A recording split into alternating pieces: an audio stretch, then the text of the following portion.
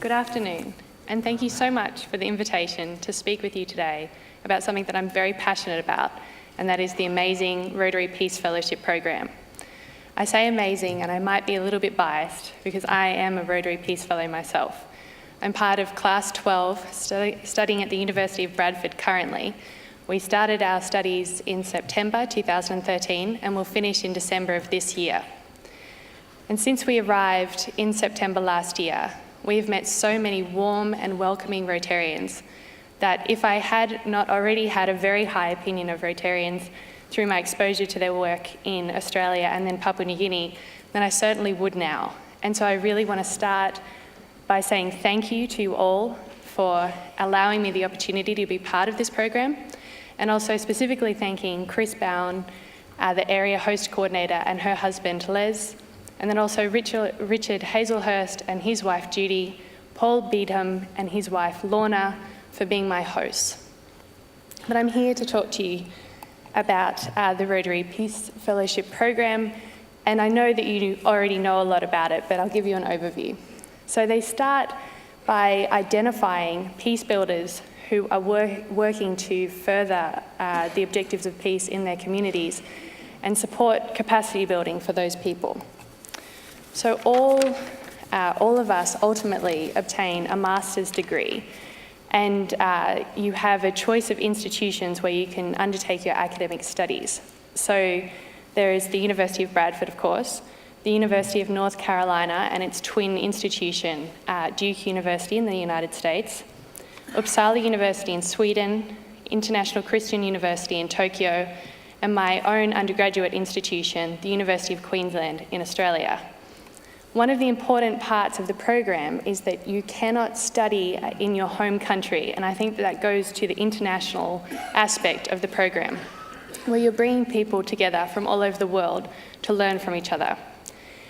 And while the academic component is very important, it's also about professional development and training, and a big part of that is the applied field experience, which is for 2 to 3 months before we write our dissertations. So how does it work exactly? Well, essentially,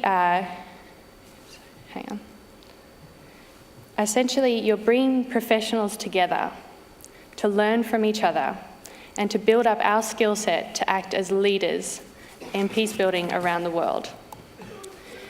And it's not easy to get in, I can assure you of that. So there's a pretty rigorous selection process based not only on your CV, but service to your community, professional experience and leadership, language skills, public speaking skills, and personal qualities.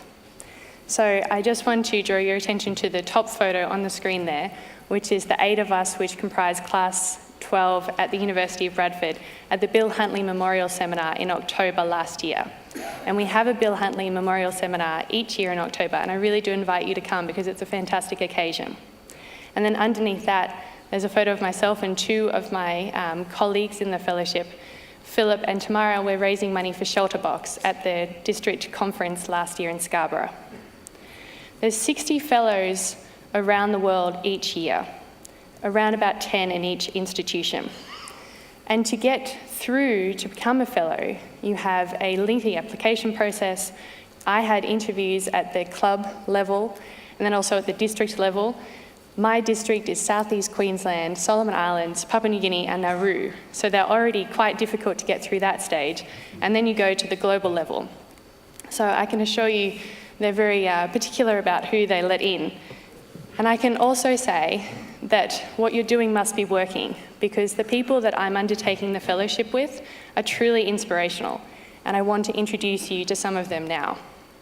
So in the top photo that you can see behind me is Caterina Baccorpi. She's from Italy, and immediately preceding her taking up this fellowship, she was working as the head of delegation for the Italian Red Cross in Haiti.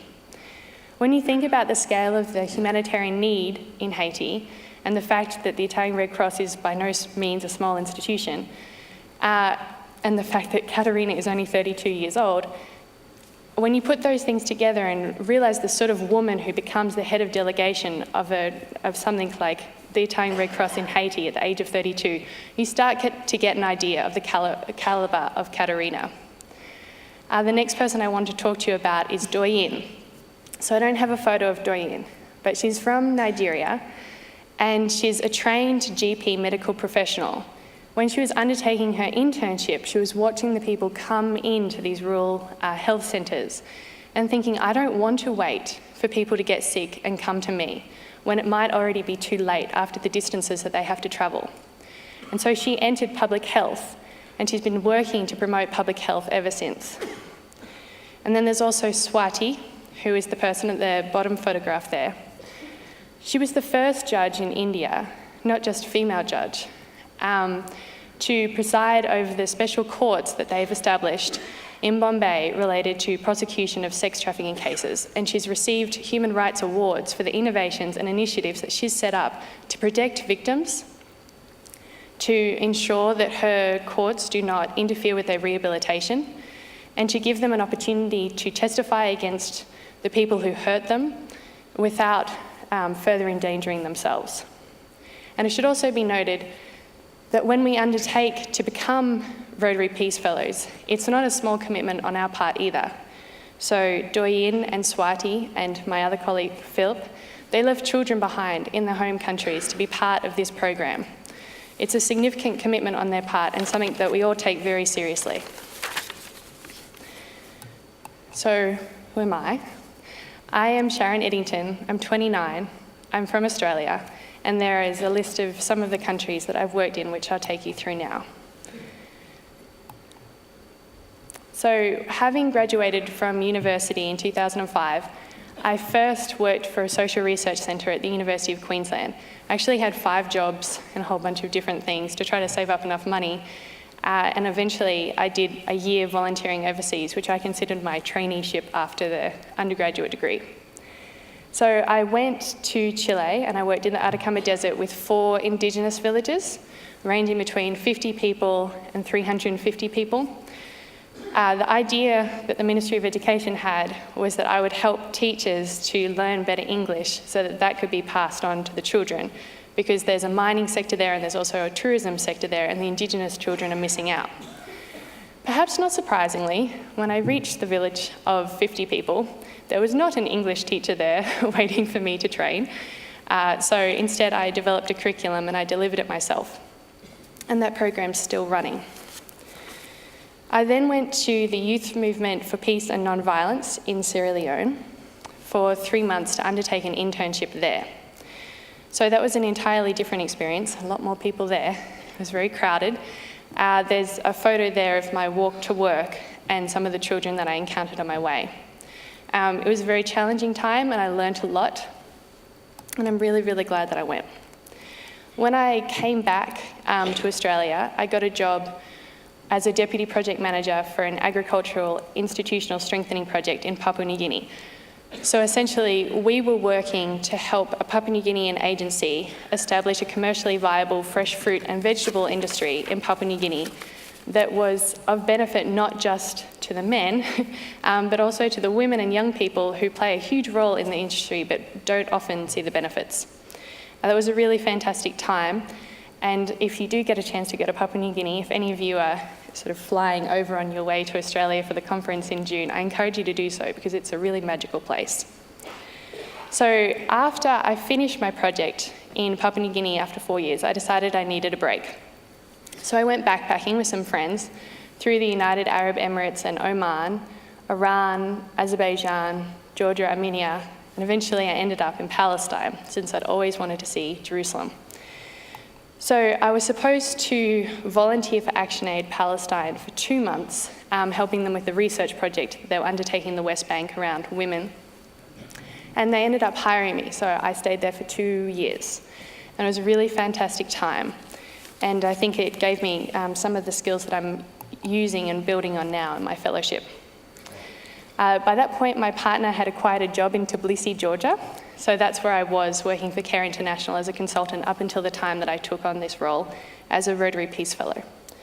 But as I said to you, the CV really is the baseline.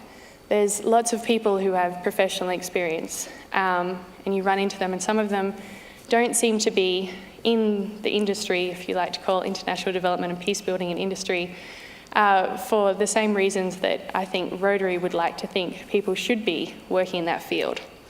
So why was I selected? Well, I think the selection panel placed great value on how I use my personal time because of the value that we all have in service to our communities. So from 2002 to 2011, I worked with refugees in Australia on a volunteer basis.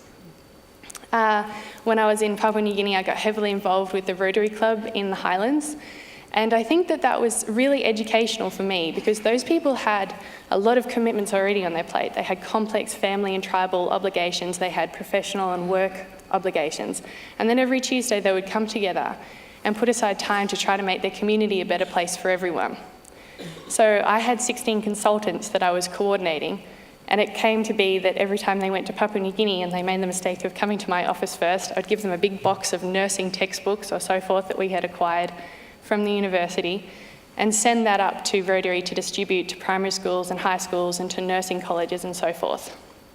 And I also got involved in fundraising because, of course, that's a big thing up there too. I also tutored Indigenous Australians when I was at university because of the significant structural discrimination that they have. They do require extra assistance at the university. And then in terms of my leadership skills, I partly indicated those when I established a charity when I was working on the Papua New Guinea project. We did pool our money together and try to assist women who had been displaced by tribal wars in Papua New Guinea through microfinance projects. And then most recently, they sent me some funds that they had raised so that I could distribute that for a women's canteen in Palestine in January when I popped through for 3 days on my way home. I do have some language skills. I can tell you my Spanish is nowhere near as good as it was when I was living in South America, but my Arabic is getting a little bit better incrementally each time I go to the Middle East. And in terms of public speaking, this is a skill that I had to acquire because I got sort of thrown into the deep end when working for ActionAid. As Alison was talking about, there are coordination mechanisms in developing a humanitarian country context where the NGOs get together and we sort of try to work together. And I was the agency representative for the humanitarian country team, which is the highest level body, and the protection clusters. So I had to get used to thinking on my feet. So I think a very key question that you ask, and which you should ask, is will the Rotary Peace Fellows return your investment? And it is a significant investment. And certainly, yes, I will return your investment. This is a commitment I take very seriously, and it's not just myself, I speak for all of my fellows when I say this. This is an opportunity to take time out of our jobs to really learn and to grow, and I've been doing that in every opportunity that I've had since I started. So I volunteer with the British Red Cross in the refugee drop-in 1 day a week, and they provide significant professional development, which is very helpful. I've applied to be part of the Shelter Box short-term response team. It's something that I was exposed to last year when I was part of the district conference.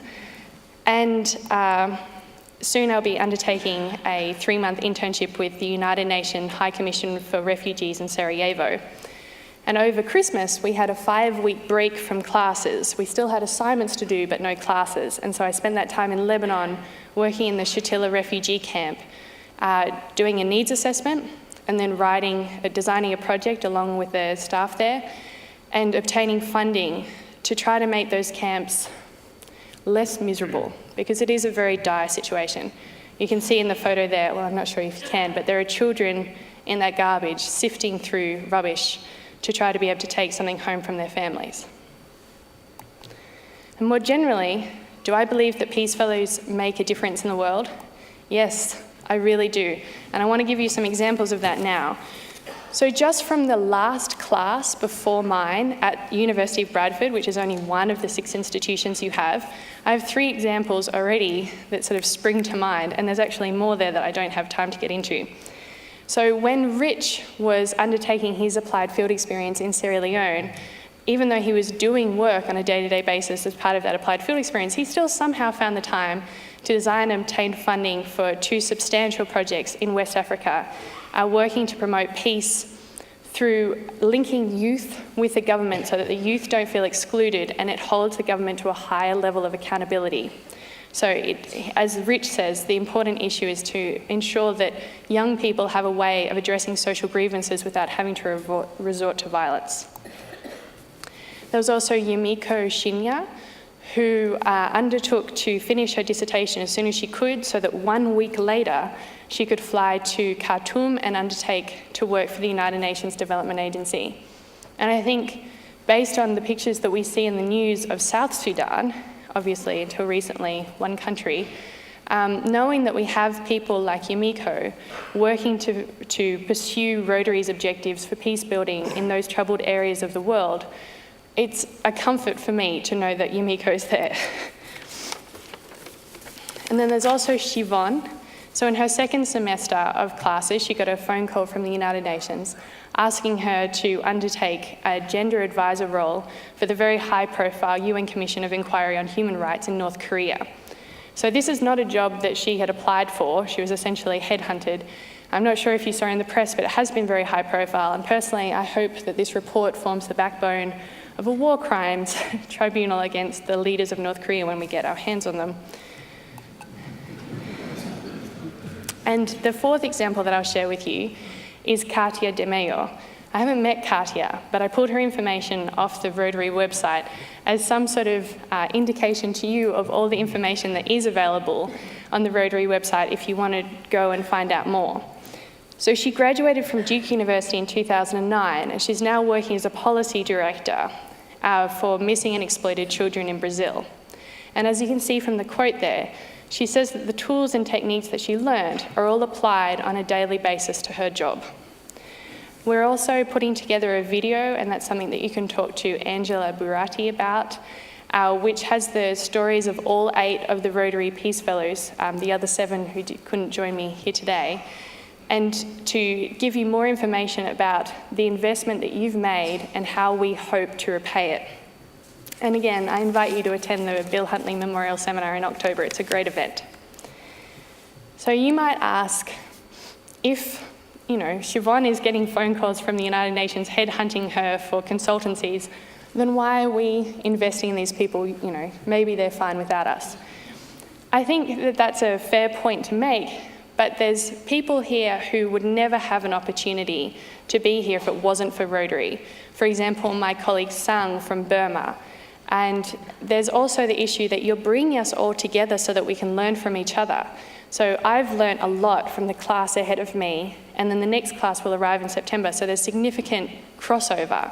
You're essentially building up a network of people who can help each other to further Rotary's objectives worldwide. And it's not just, as I said, it's not just about the professional experience. It's about finding people who want to embody service above self, and helping those people and giving them a platform to sort of spring us off. And I think it's been very successful. My Canadian colleague Tamara would also like me to remind everyone that a lot of countries are not as lucky as England to have such a strong peace centre as the University of Bradford is. And so that's another huge advantage, to bring people into these hubs where we can learn from excellent academic faculties. So in essence, I hope what I've communicated here today is that the Rotary Peace Fellows take very seriously the commitment and the responsibility of being part of the positive change that Rotary wants to see in the world. And that's something that we will take with us as we go forward for the rest of our lives. But that can be true of all of us here. I've been inspired to see the work that Rotary has undertaken everywhere that I've had anything to do with Rotary thus far. And I just want to reiterate the sentiments that have been spoken about here in this conference today, about the fact that we can all work together to make the world a better place. And I look forward to doing that with you. Thank you very much.